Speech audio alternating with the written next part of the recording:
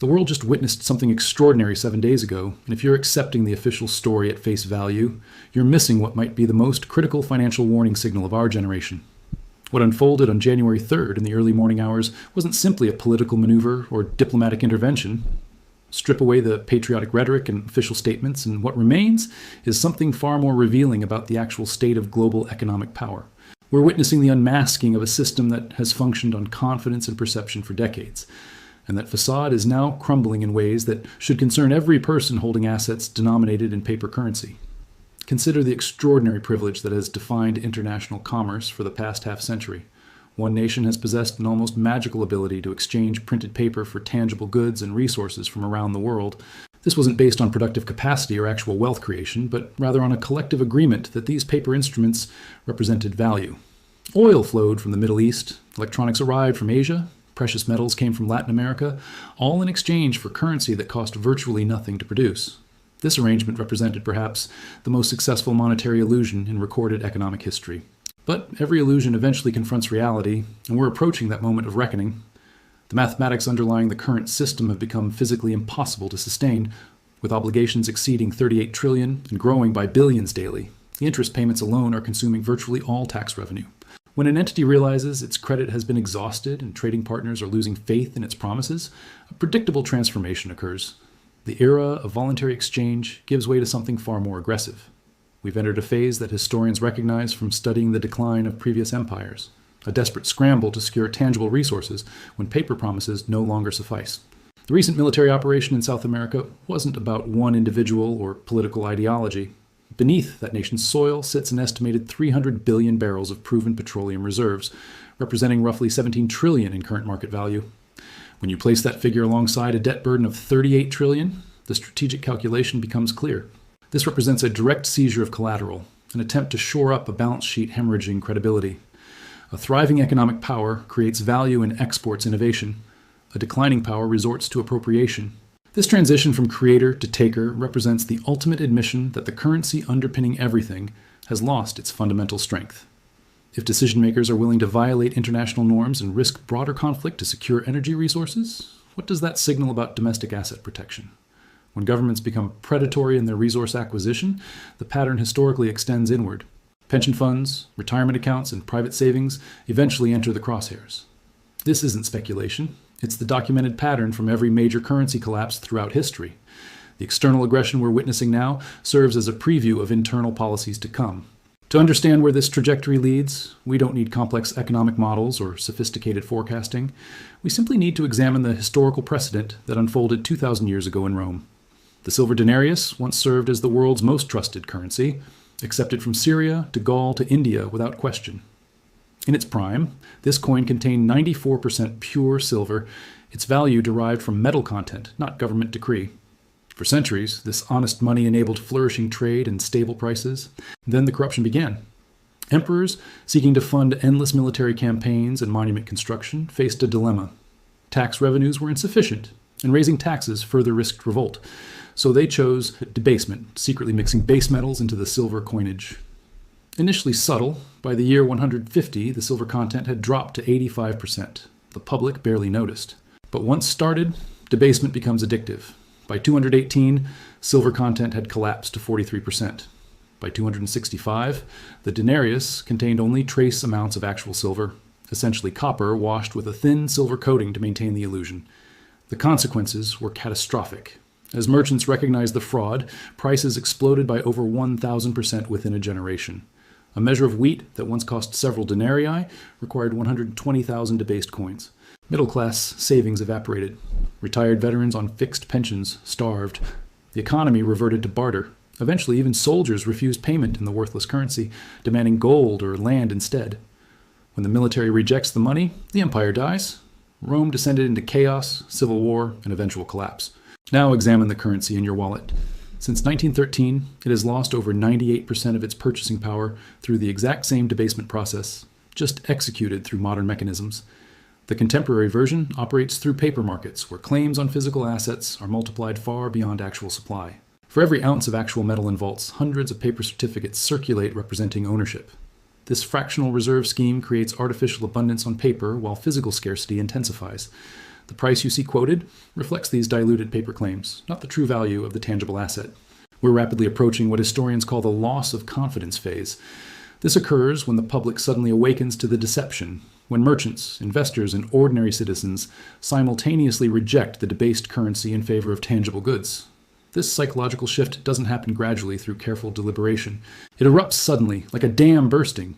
One moment the system appears stable, the next moment panic overwhelms the market as everyone rushes toward the exits simultaneously.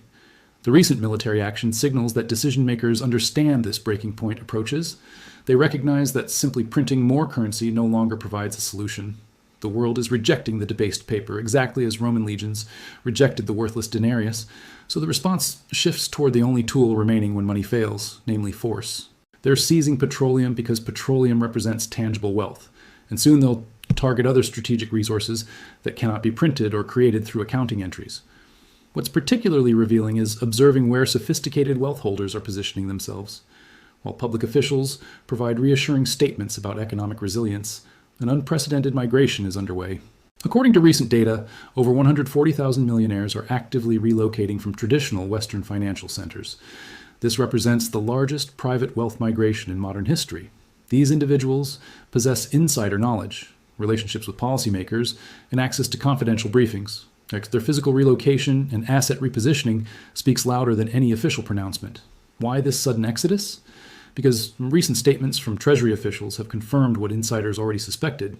The term fiscal dominance was recently uttered publicly, a phrase that sounds benign to average citizens, but terrifies anyone who understands its implications.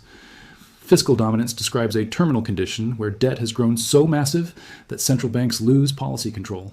They face an impossible choice: raise rates and bankrupt the government through interest costs, or lower rates and destroy the currency through inflation. There's no escape route, only the choice of how to manage inevitable collapse. Wealthy individuals heard this admission and immediately understood that their paper assets face vaporization through either inflation or confiscation. So they're acquiring foreign citizenship, purchasing farmland in distant jurisdictions, and converting paper wealth into soil, concrete, and tangible productive assets. For average citizens without millions to facilitate international relocation, the question becomes how to execute the same protective strategy on a smaller scale. The answer lies in portable, unconfiscatable wealth that holds value across borders and political jurisdictions. Physical precious metals serve as the common person's version of the billionaire's foreign estate. When you acquire actual metal rather than paper claims, you effectively exit the jurisdiction of failing currency. An ounce remains an ounce regardless of political developments or currency debasement. If banks fail, your metal remains secure. If capital controls are imposed, your metal stays invisible to electronic surveillance systems. It represents financial sovereignty in portable form. The billionaires are purchasing farmland because they recognize paper has become worthless. The same logic applies to metal acquisition for those without billions. You possess one significant advantage over the ultra-wealthy, namely liquidity and portability. A 10,000-acre farm cannot be hidden or easily transported.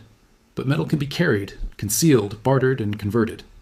It represents the ultimate survival asset for the chaos approaching.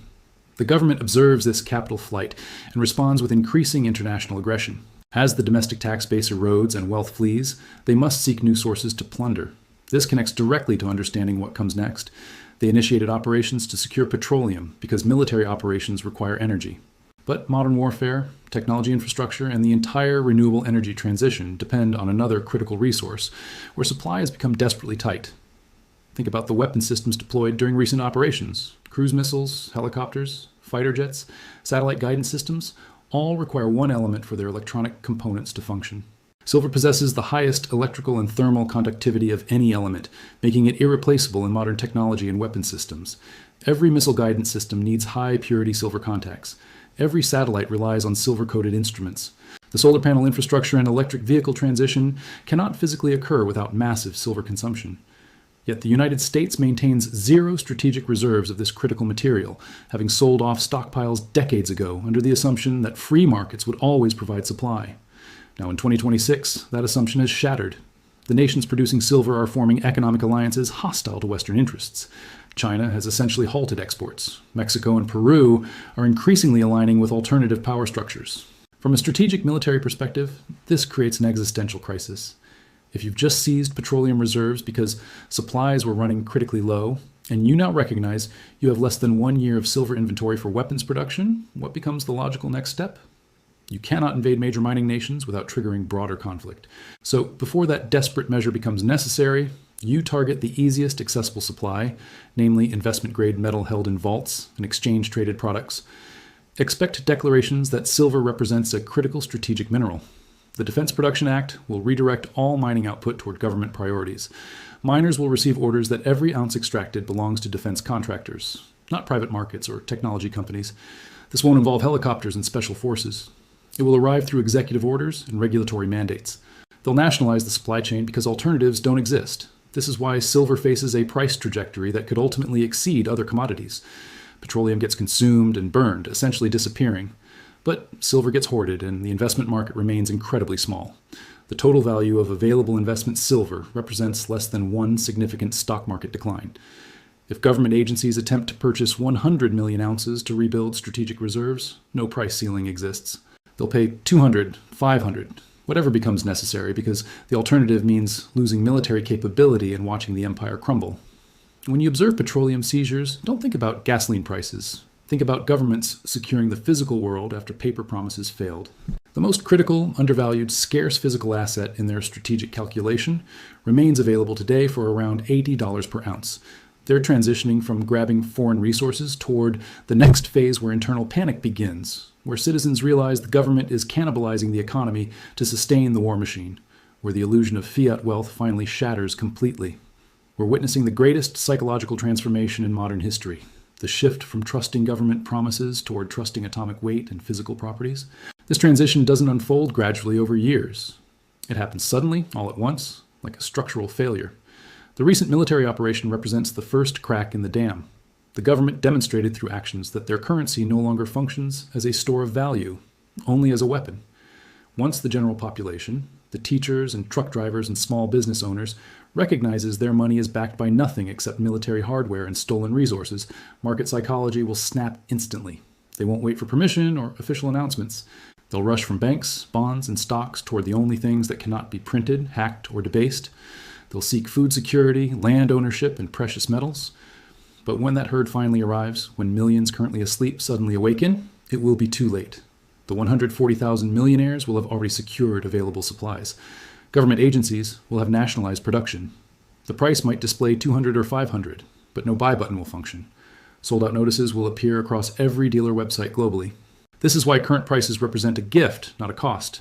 It's an invitation, a pre-collapse discount the market offers before reality fully sets in. Questioning whether $80 seems expensive is like questioning lifeboat costs after the ship struck the iceberg. Price becomes irrelevant. The only question that matters is whether you secured a position.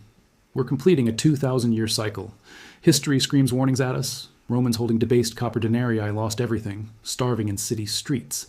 Romans holding physical metal survived, preserving wealth and becoming architects of the next civilization. You face a choice today. Remain in the burning building clutching paper currency, hoping politicians will somehow resolve the 38 trillion in obligations they created. Hope that international conflicts won't spread. Hope that millionaires are wrong, or examine the facts. Look at military operations seizing resources. Look at billionaires relocating.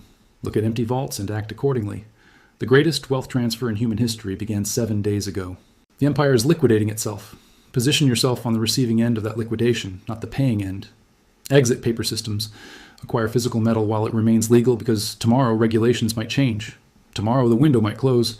The old system is dying. What replaces it will be built on tangible foundations, not paper promises.